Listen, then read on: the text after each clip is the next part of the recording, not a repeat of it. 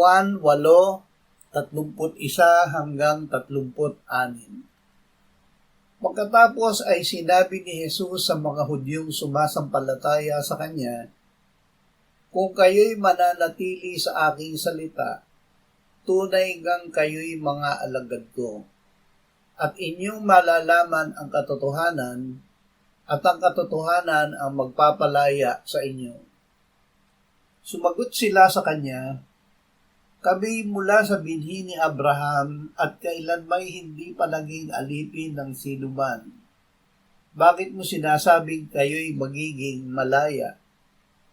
Sinagot sila ni Jesus, "Katotohanang sinasabi ko sa inyo, ang bawat nagkakasala ay alipin ng kasalanan. Ang alipin ay walang palagiang lugar sa sambahayan. Ang anak ay may lugar doon magpakailanman. Kaya't kung kayo'y palayain ng anak, kayo'y magiging tunay na malaya."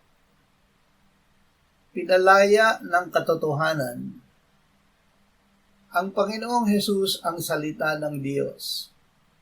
Sa simula ay ang salita, at ang salita ay kasama ng Diyos, at ang salita ay Diyos.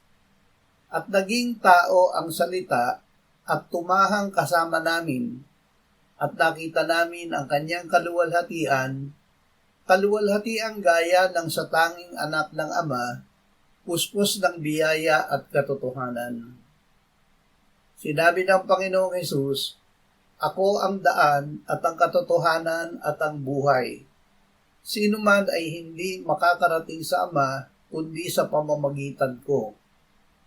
Kung ang sino man ay ibig sumunod sa akin, tanggihan niya ang kanyang sarili at pasanin ang kanyang krus at sumunod sa akin." Ang pananatili sa salita ni Jesus ay pagiging alagad niya. Mula sa Kanya ay malalaman natin ang katotohanan, at ang katotohanan ang magpapalaya sa atin.